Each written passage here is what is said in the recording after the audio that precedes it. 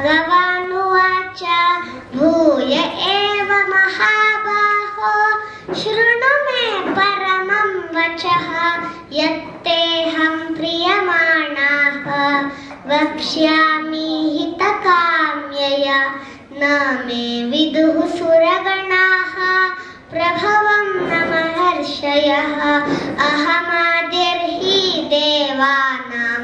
महर्षिणां च सर्वशः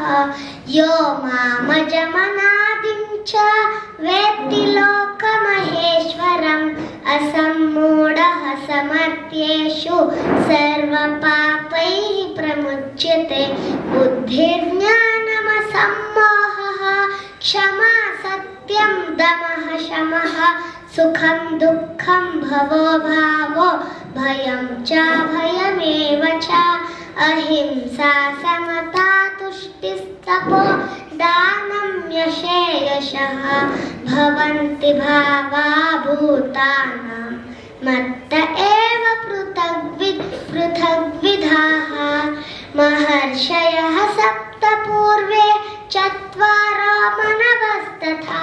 मद्भावा मानसा जाताः येषां लोक इमा प्रजाः एतां विभूतिं योगं च मम यो वेत्ति तत्त्वतः सोऽविकल्पेन योगेन युज्यते नात्र संशयः अहं सर्वस्य प्रभवो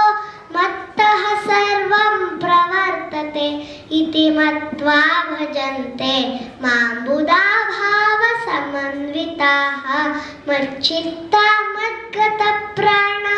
बोधयन्तः परस्परं कथयन्तश्च मां नित्यं तुष्यन्ति च रमन्ति च तेषां सततयुक्तानां भजतां प्रीतिपूर्वकं ददामि बुद्धियोगं तं येन माम् उपयान्ति ते तेषामेवानुकम्पार्थम् अहम् अज्ञानजं तमः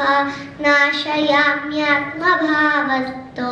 ज्ञानदीपेन भास्वता अर्जुन उवाच परं ब्रह्म परं धाम पवित्रं परमं भवान् पुरुषं शाश्वतं दिव्यम् आदिदेवम् अजं विभुम् आहुस्त्वां ऋषयः सर्वे देवर्षिर्नारदस्तथा असितो देवलो व्यासः स्वयं चैव ब्रवीषि मे सर्वमेतदृतं मन्ये यन्मां वदसि केशव न हि ते भगवन् व्यक्तिं विदुर्देवान् दानवाः स्वयमेवात्मनात्मानं वेत्तत्वं पुरुषोत्तम